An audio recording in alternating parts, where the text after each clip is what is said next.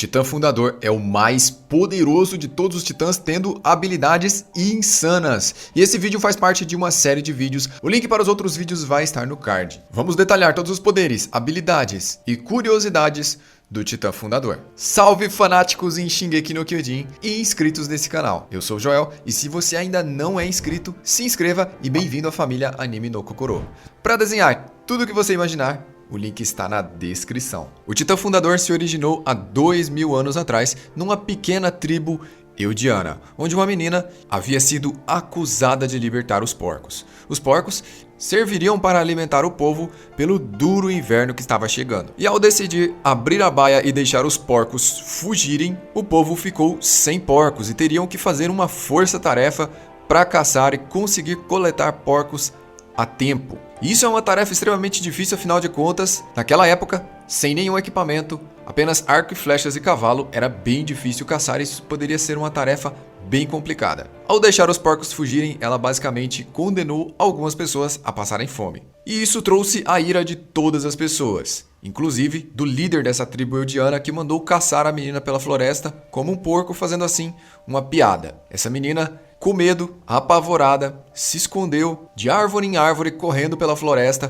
tentando fugir dos seus caçadores. E quanto mais ela ia para o centro da floresta, mais densa ficava a floresta, até que ela avistou uma árvore que parecia ser feita de pedra, uma árvore gigantesca, a maior árvore que existia em toda aquela região.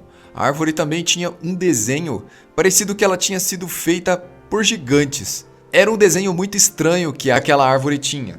E no meio das suas raízes havia uma fenda em formato de triângulo, uma fenda que tinha o tamanho suficiente para uma menina do tamanho da Ymir passar. Ela pensou que se escondendo ali, debaixo da raiz da árvore, ela poderia enganar os seus caçadores e sobreviver.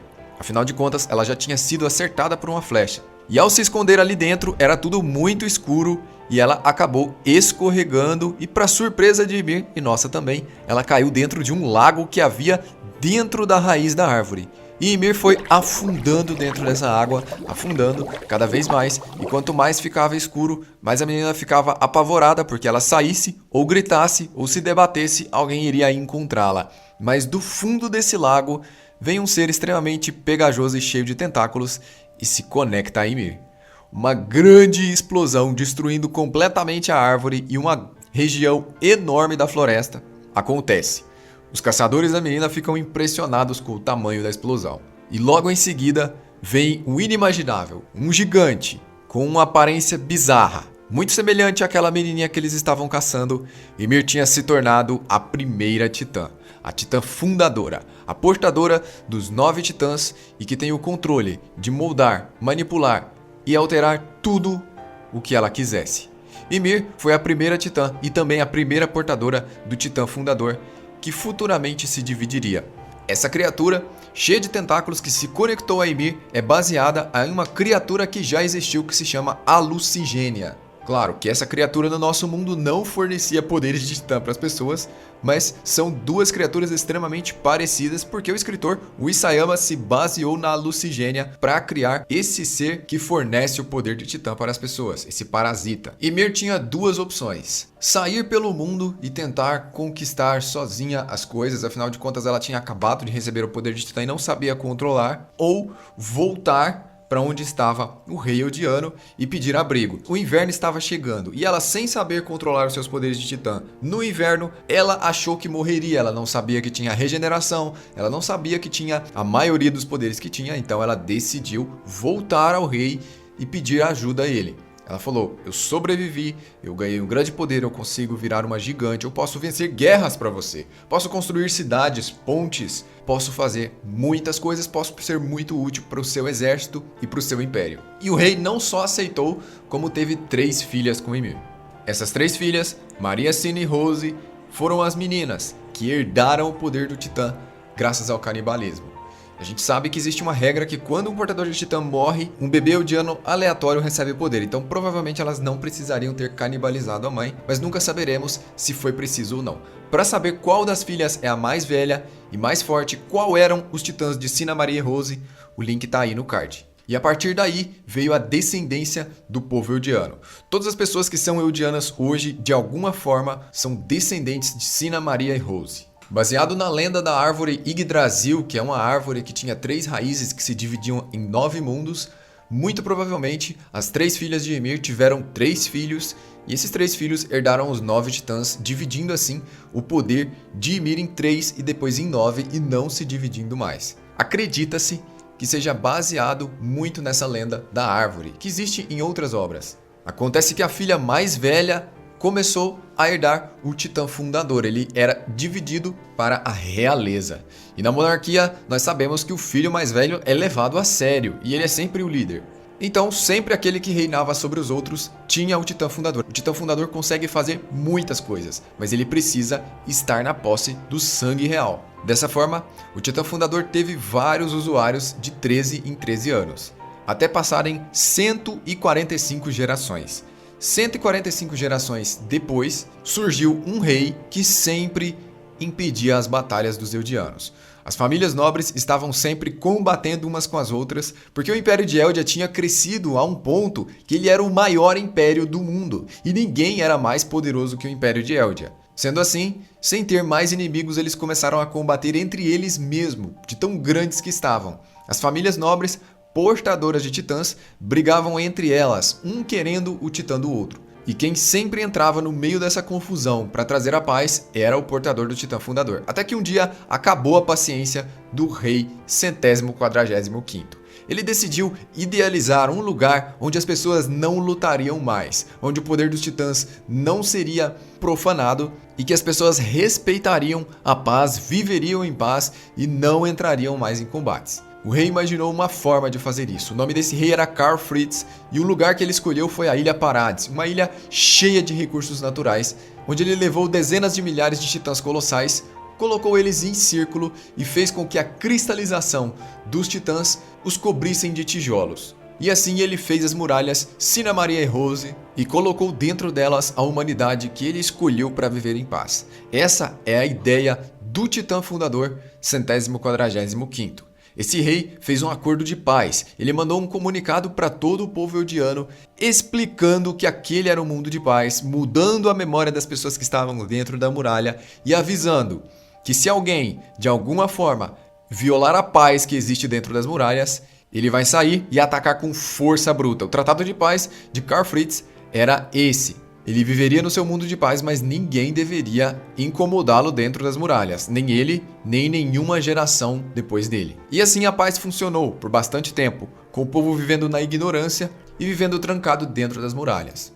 E assim o grande Império Eldiano tinha sido reduzido a algumas pessoas, e essas pessoas foram perdendo para Marley. As estratégias militares de Marley surpreendentes fizeram com que Eldia fosse completamente dominado.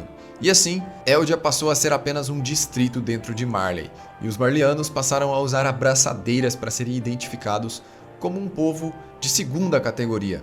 Um povo inferior, um povo que seria discriminado do nascimento até a sua morte. E a estratégia de Karl Fritz de fazer com que os humanos dentro das muralhas acreditassem que fossem os últimos da face da Terra, cercados pelo terror dos titãs, seria, pelo menos por um tempo, um plano perfeito de paz que funcionou corretamente. Todas as pessoas que herdaram o titã fundador, depois de Karl Fritz, seguiram à risca o seu acordo de paz. Eles não faziam nada para libertar a humanidade das muralhas, nem muito menos do pesadelo dos titãs. Eles entendiam o que Karl Fritz desejava com seu acordo de paz e assim mantinham o legado do rei. A primeira pessoa a quebrar essa regra foi Frida Reis. Isso porque a regra era que se alguém maculasse as muralhas, ela deveria atacar. E quando o Titã Colossal destruiu o portão da muralha, ela não fez nada. Na verdade, ela foi para o ritual de transferência de Titã. Mas ela, ao invés de defender o seu povo, decidiu transferir o seu Titã antes. Sendo assim, o novo portador do Titã não saberia controlar o Titã fundador e teria que ter um tempo de maturação até que ele soubesse. E dessa forma, o acordo de paz de Karl Fritz foi quebrado. E quem não deixou com que essa transição fosse feita foi o pai do Eren, que lutou, venceu o Titã Fundador e devorou Frida, ganhando assim para ele mesmo o poder do Fundador. Agora Grisha, um eldiano sem sangue real, era o portador do Titã Fundador. E por também ter seus 13 anos de vida acabando, afinal de contas essa regra de 13 anos é muito complicada porque é pouco tempo, Grisha decidiu passar o seu Titã para Eren. Seria o segundo eldiano na história a herdar o Titã Fundador sem ter o sangue real. E assim, Eren se torna portador do Titã de ataque do seu pai e do Titã Fundador de Frida Reis. E sabendo dessa história, vamos ver todos os poderes e habilidades do Titã Fundador. O Titã Fundador é o Titã que possui mais habilidades entre todos os 9 Titãs. O Titã Fundador tem controle mental sobre os outros Eldianos, não sendo necessário ele se transformar em Titã para usar os seus poderes. Poucos Titãs concedem habilidades para o ser humano na forma base sem se transformar. O Titã Fundador pode criar, controlar e manipular Titãs da forma que ele quiser. Ele pode criar Titãs sem a necessidade de seres humanos, ou ele pode transformar seres humanos Eldianos em Titãs. Ele pode também criar e controlar e moldar Titãs originais, os que já existiram e os que existem. Dentro dessas invocações ele pode combinar os Titãs originais, fazendo um Titã assim com mais poder. Ele pode apagar, manipular, moldar, alterar as memórias de todo o povo eldiano, além de poder mandar comunicados e colocar as pessoas em uma espécie de mundo espiritual, onde elas se encontram, elas conseguem se comunicar entre elas lá e elas escutam uma alta voz, um poderoso trovão de voz, que é a voz do portador do Titã Fundador, que fala com todos eles ao mesmo tempo. Nesse mundo, também é possível encontrar pessoas que já foram portadoras de titãs de outras eras. É possível falar com elas, mesmo elas já tendo morrido. É possível se comunicar e interagir com todas as pessoas que já tiveram titãs em algum momento. O Titã Fundador é a chave para esse mundo da consciência, onde é possível fazer praticamente tudo, onde o tempo passa de uma maneira diferente e onde foram moldados e criados os titãs. Ali a gente tem uma representação de Ymir quando criança. Ela fica com um baldinho moldando titãs na areia, construindo os novos titãs ali, e ela pode regenerar o corpo inteiro de um portador de titã que sofreu dano. E foi usando essas habilidades que o Rei 145, o Karl Fritz, criou dezenas de milhares de titãs colossais que usam um endurecimento.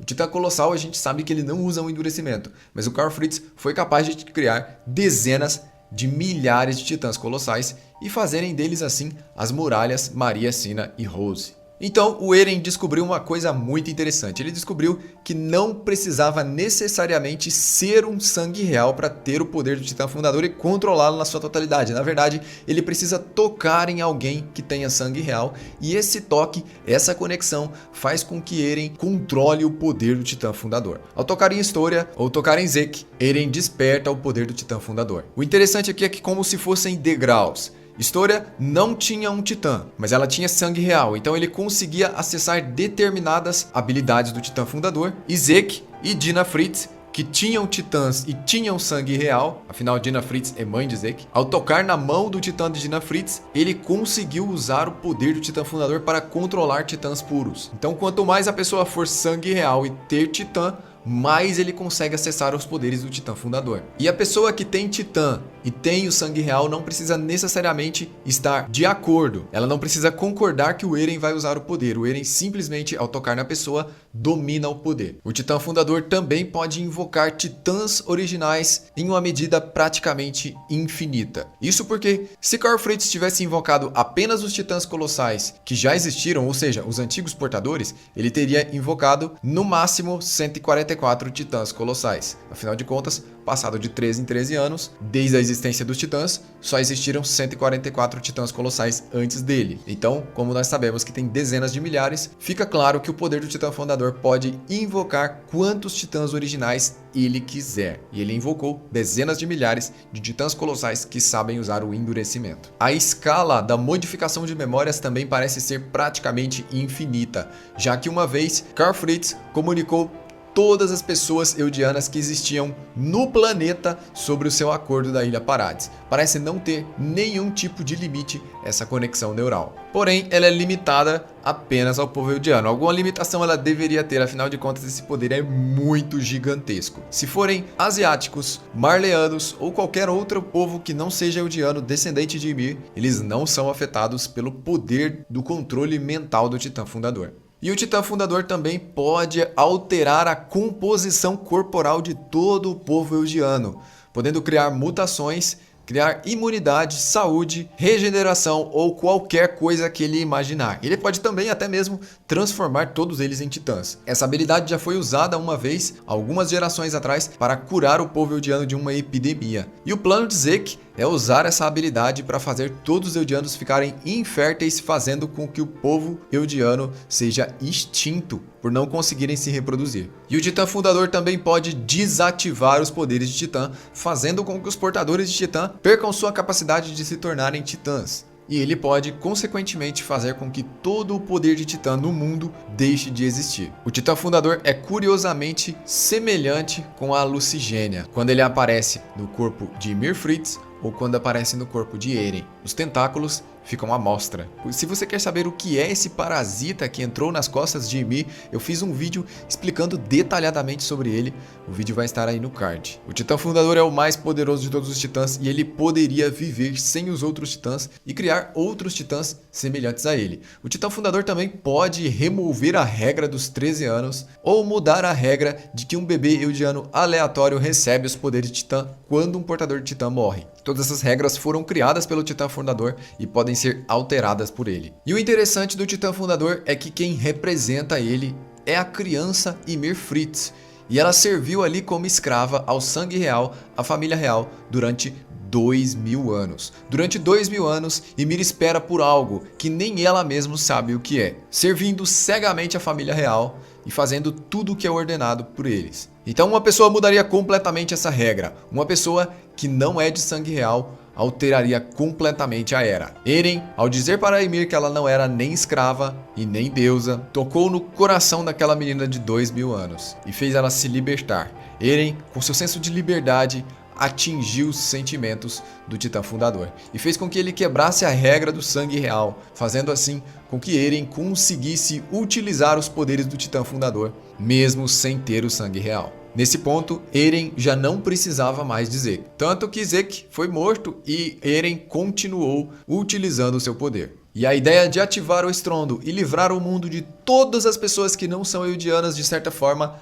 agradou o Titã Fundador e agradou Ymir. Se o Titã Fundador realmente for um ser maligno que quer dominar a humanidade, colocando todos eles sobre o seu poder e sua descendência titânica, isso iria de acordo com o Eren. Mas aí o senso de liberdade do Eren estaria quebrado, porque a liberdade que ele sonha jamais existiria. Todos eles seriam vítimas de serem escravos do parasita. Se pararmos para pensar, todos os descendentes de Ymir também são descendentes do parasita, já que Ymir e o parasita se fundiram, eles são filhos híbridos de humanos com parasitas. E a raça humana, que não é descendente híbrida, está sendo completamente dizimada pelo estrondo. O povo eldiano é o povo mais violento que já existiu. E eles cometeram, durante muitos anos, várias atrocidades contra a humanidade. Violência, guerras, massacres, e a descendência do Titã Fundador seguiu a ideologia de Karl Fritz de se trancar dentro das muralhas porque eles acreditavam que o povo eldiano realmente deveria ficar preso. Eles acreditavam que por causa dos seus crimes, seus pecados do passado,